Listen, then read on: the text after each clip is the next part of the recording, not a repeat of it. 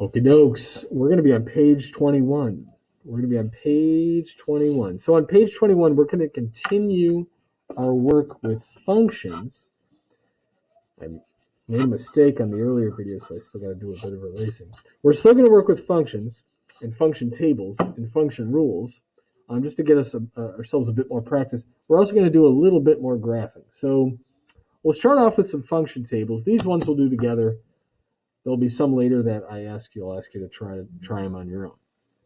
So remember, the input, which is usually x, that's the number you're putting into the function. The output is like your answer almost, or the result.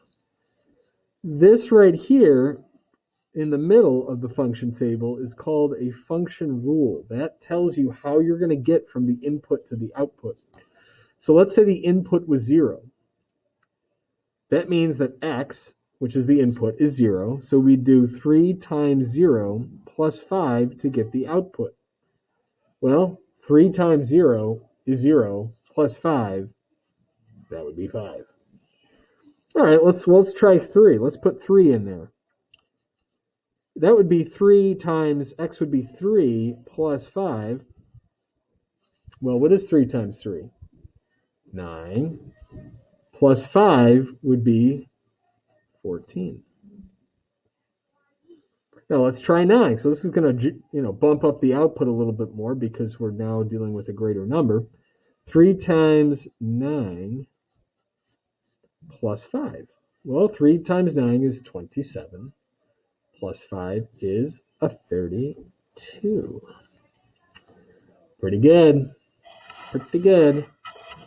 All right, that was a two-step function because we had to multiply then add. This one's just a one-step function because all we got to do is subtract 4. So if the input is 4, we would do 4 minus 4. The output would be a 0. Well, if the input is 8, that would be 8 minus 4. 8 minus 4 is 4. So whatever we put in, we're just going to subtract 4 from it. 11 minus 4 would be 7. Perfect. All right, the next two we're going to do are kind of in reverse. We're going to go backwards. So in these ones, we get the output. We have to find the number that would go into the function to get the output. The rule here is whatever x is, we're going to add 2 to it.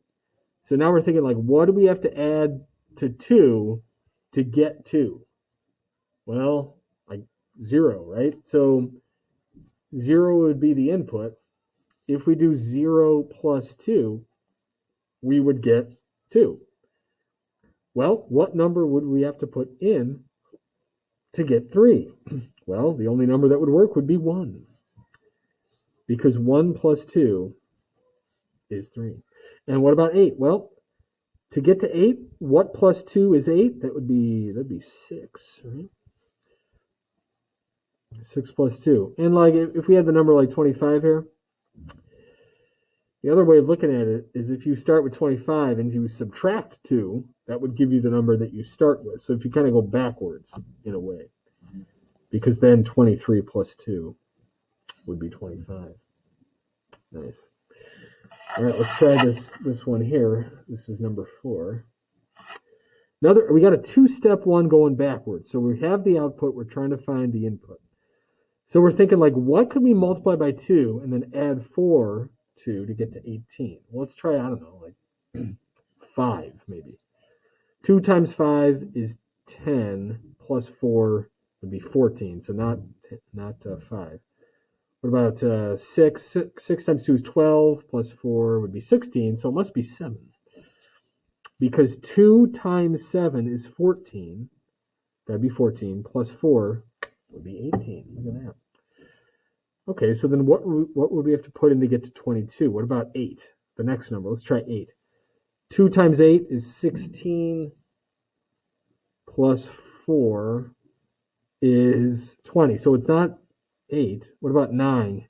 2 times 9 is 18 plus 4 is 22. So we'd have to put in 9 into the function to get 22. So the input would be 9.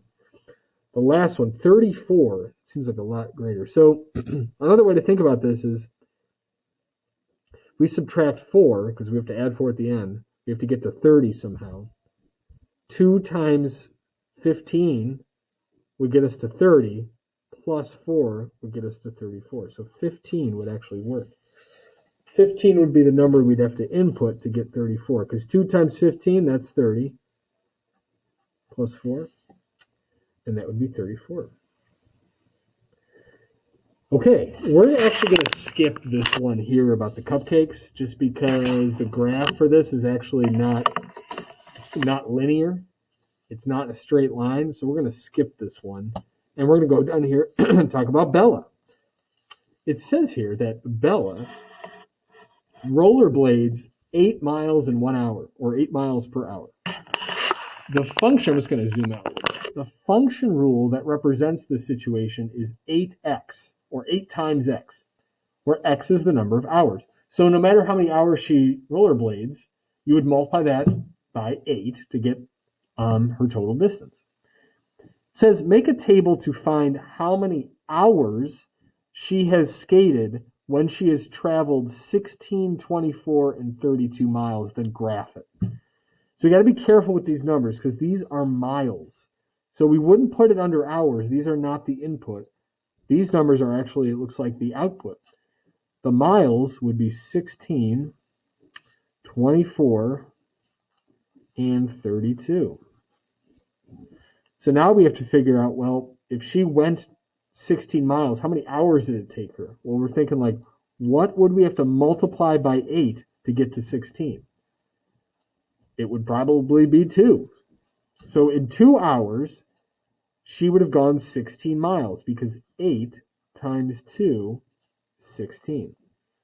Well, how many hours would it take her to go 24 miles? That would be 3. Because 8 times 3, so we're going backwards here. 8 times 3 is 24.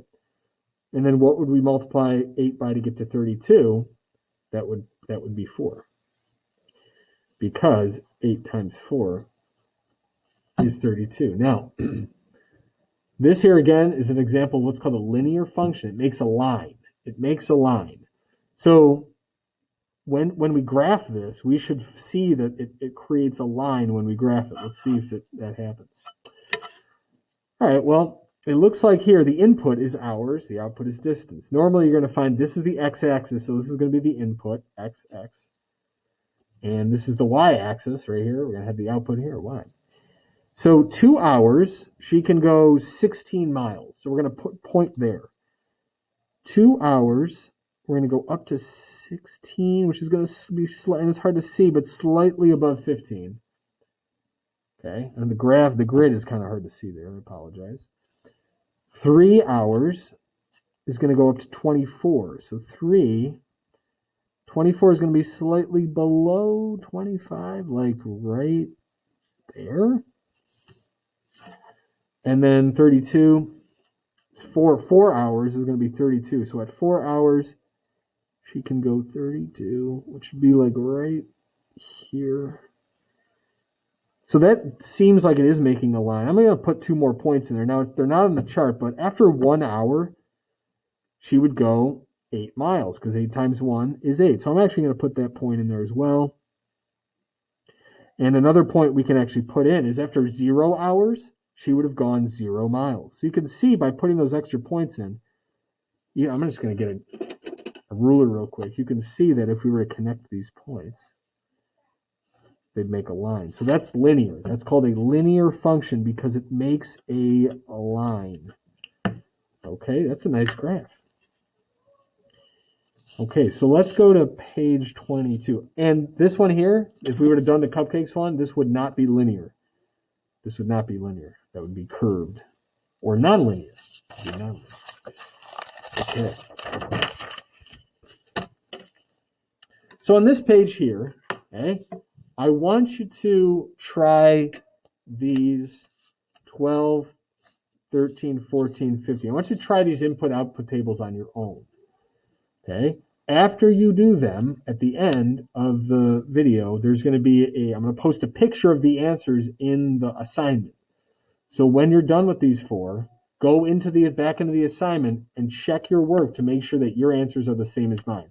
So what you could do is either pause it now and try these, or try these at the end. But make sure you do these 4. I'll be looking for those as well when you show them to me in class. So either pause it now, or we'll keep going and you can do them at the end. It's up to you. So we're just going to do a couple more graphs. Doing a couple more graphs here. This one is about Ricardo. Let's see what's going on with Ricardo here. Ricardo weighs 2 pounds more than twice his sister's weight. Well, that's an interesting situation.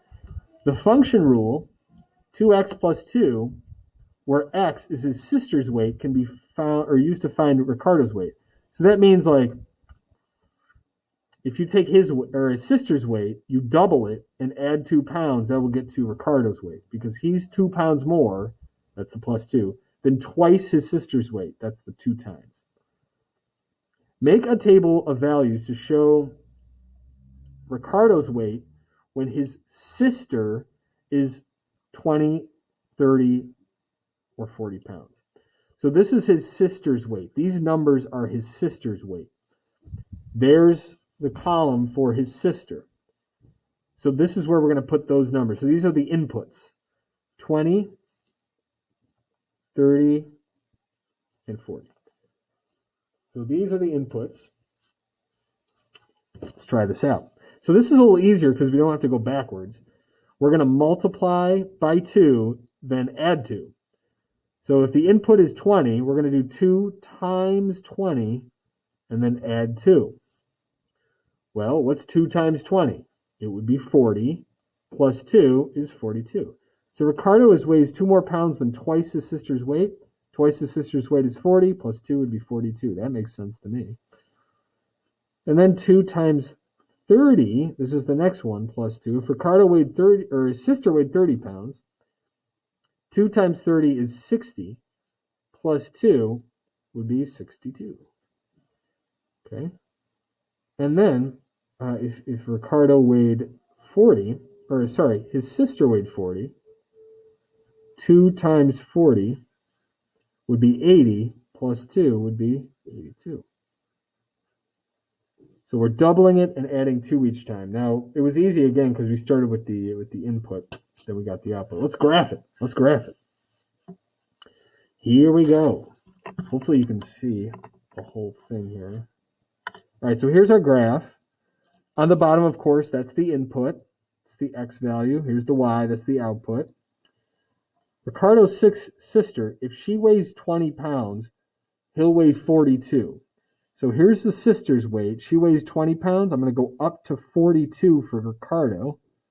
42, again, is going to be a little bit above 40, like right there. So again, this should be linear. Again, this is called a linear function. It should make a line. In 7th grade, you'll work more with what are called nonlinear functions that curve. 30 pounds. If his sister weighs 30 pounds, he weighs 62. So if she weighs 30 pounds, we're going to go up to 62. There it is. Nice. And if he weighed, I'm sorry, I keep mixing them up because we never got her names. That's the problem. If she weighs 40, he'll weigh 82. So that's the next number we're going to graph. We're going to go down to 40 for Ricardo's sister. Then we'll go up, right up from that to 82. That looks pretty straight to me. Now, I'm just going to add one more point. Well, actually, I'm not going to add that point. So I'm going to actually connect these. This one's actually not going to meet up with 0. Okay? And the reason you'll see it doesn't meet 0, because if she, for some reason, and of course this would happen, if she weighed 0 pounds, you might think that he would weigh 0 pounds. But according to this function, 2 times 0 is 0 plus 2. If she weighed 0, he'd actually weigh 2 pounds, which is kind of weird. So I'll put that in there. I added that little point, or actually that point would be like right here. If she weighed nothing, he'd weigh 2. And that wouldn't really be real, but according to this function, that would be true. So if she weighed 0 for whatever reason, it'd be 2 times 0 plus 2. Well, 2 times 0 is 0 plus 2. He would weigh 2 pounds. So that's why it doesn't meet up at the bottom here, because because of that. So it's still linear, though, because it's making a straight line. All right, last one we're going to do together. Then, of course, if you didn't do those ones up top yet, make sure you try those out. The Quinn family drove at a rate of 55 miles per hour. The function rule that represents this situation is 55 times x, where x is the number of hours. Make a table to find how many hours they have traveled when they have driven 165, 220, and 275 miles. So this is miles. We're talking miles here. So that would go in the miles column, this is, of course, the output. We're going to have to go backwards and find the input.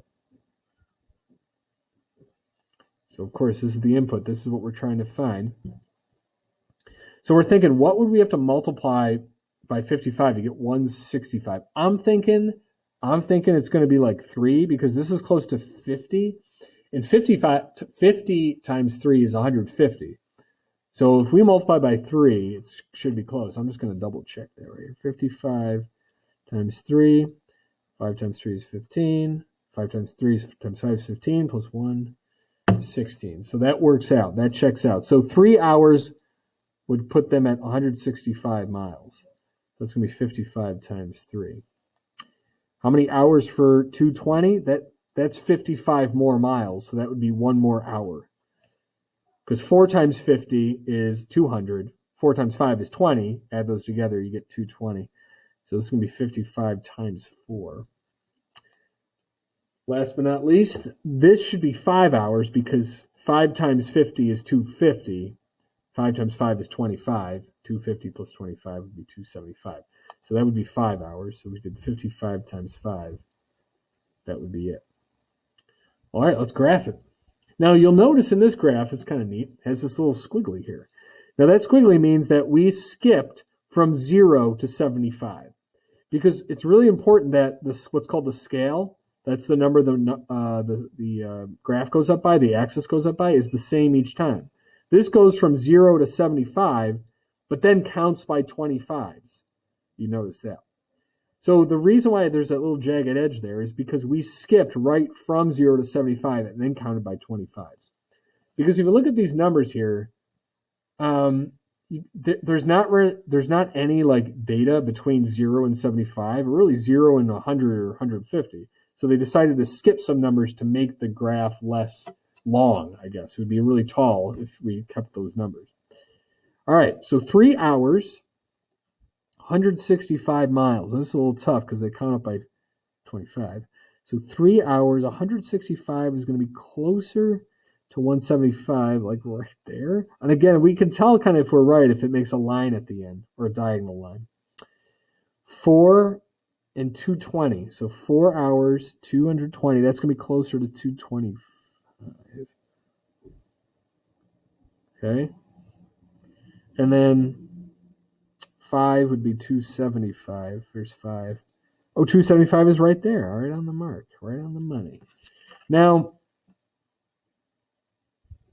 if you connect these, like it's not going to, I mean, this one's kind of tough because it's got that little jagged, but if you put a line from there, it looks like it's going to be straight. It's going to be linear. And again, this wouldn't meet up at 0 either because, again, this graph was, it's called truncated. It was lessened. You don't have to know that word, but it is linear still.